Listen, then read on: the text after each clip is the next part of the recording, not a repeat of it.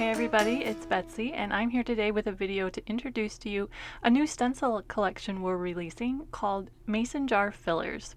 So you'll see my stencils are all nice and inky already because I've been creating like crazy with them. Yours of course will be nice and shiny and new, but hopefully not for very long. But this is a set of 4 stencils and there are two-step designs. So these 2 stencils go together to kind of make little twigs with leaves, and then this set goes together and they create there's a lot of options with this one. Depending on the colors that you use, it can either be lavender or wheat or kind of autumn like berry type of look. Just really a lot of different looks that you can create with that one, and this one as well. So here are a couple of cards that I made, and you can see here that I use this set in the background with the jar, and all I had to do was add just a couple of little stems. This is from the Budding Beauties Autumn set, just 2 little berry stems, and I have this really big full bouquet. And so kind of the same thing here. I used this set, this twig and leaf set on this card, and I just tucked in a few small leaves from the Autumn Sketches set, and you can see how it just created this really big bouquet that looks like it took me a lot of time, but the stencils are really pretty quick. Alright, so let's see these stencils in action. I have a panel of white cardstock and I have some Distress Oxide inks. I have a good range of colors here because I'm going to do kind of an ombre effect on some of the leaves and such, and so I have some coordinating colors here, and then I have a brown for the twigs. And I also have a jar here. This is stamped in the Distress Oxide Blueprint Sketch, which is a gorgeous cobalt blue color, which is perfect for creating like a cobalt blue jar or bottle. You could use it as well with our new bottled up set. So I am actually going to just go ahead and adhere my jar right off the bat, and we're going to stencil over the top of that. Now I already have my stencils treated with some adhesive spray. I have to thank Lori Willison for the recommendation. She has used this and recommended this quite often. She's on our inspiration team, and it's a great little adhesive, lightweight adhesive spray for stencils, and it works really well, especially with stencils like these that have some kind of finer points in the inside. Alright, so we're just going to go ahead and lay our first step right on top of the jar. And then I'm going to take my Gathered Twigs Distress ink and I'm just going to sponge over those twigs and right over top of the jar so that it looks like we have stems through a glass jar. So that's kind of fun. You don't even have to, you can do it ahead of time if you don't want the stems to show through the glass jar. You can definitely stencil it first and then add your jar on top of it. If you'd rather have that type of a look, it's just kind of up to you.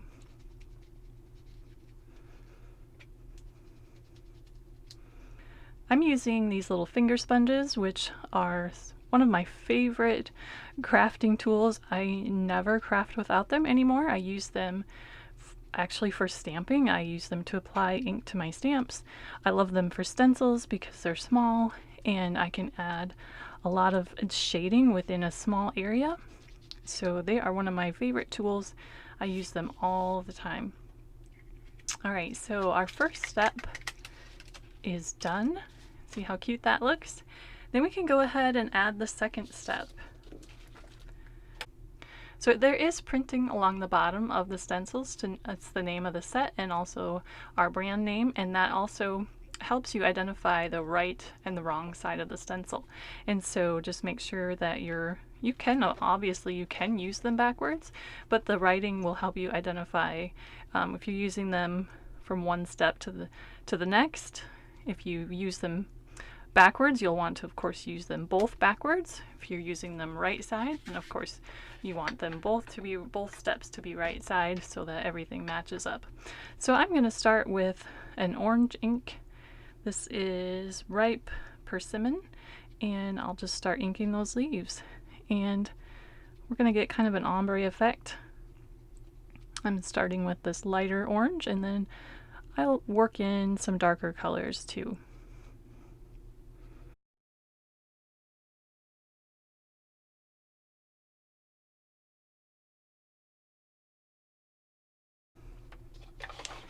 Okay, so our inking is finished and we can go ahead and pull away our stencil, which is the fun part.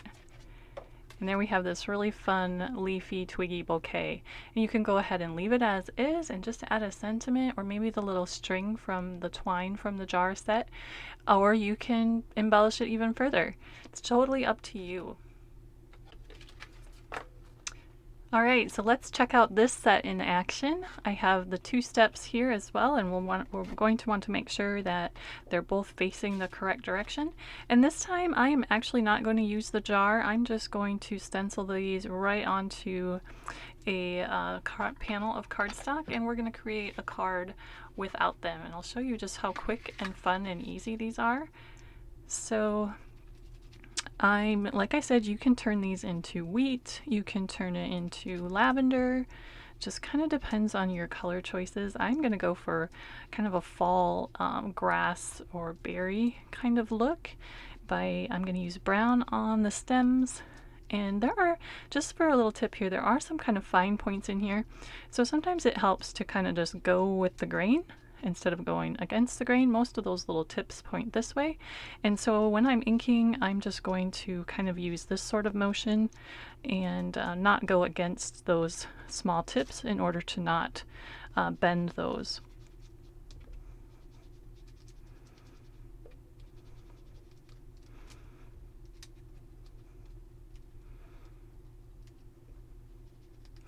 Alright, and since I don't have my stencil right in the center of my card panel, before I take the stencil off, I'm going to give myself just a couple of pencil marks. That'll help me line everything up. So I'll go ahead and pull that one away, and we'll go on and move on to our second step. And those pencil lines will just give me a little bit of guidance as far as lining this second step up. It's really pretty simple to line up, but it's even quicker and simpler if you give yourself those little guides. So we're going to kind of use the same color palette that we used on the last one, and I'm going to start by inking just the tips with this orange, and then we'll work into some deeper colors more towards the base of those flowers and in towards the center.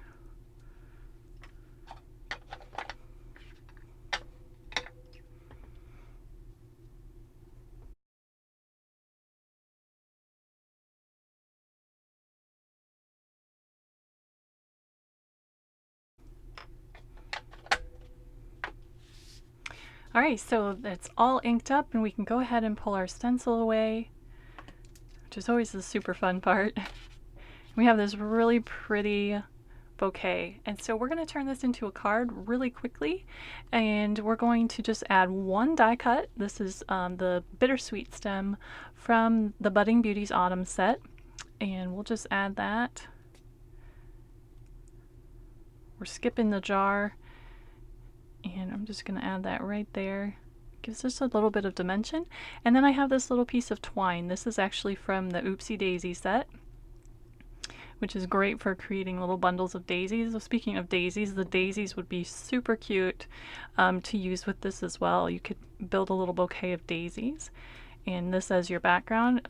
Really, you could use this as a background and a couple of little daisies, and you'd be set.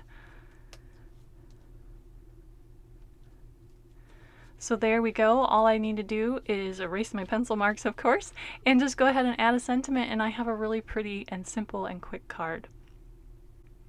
Alright guys, thanks for watching. I hope you enjoyed this little introduction to our Mason Jar Fillers stencil collection, and this will be available for purchase beginning on Friday, August 23rd at 10 a.m. Eastern Time.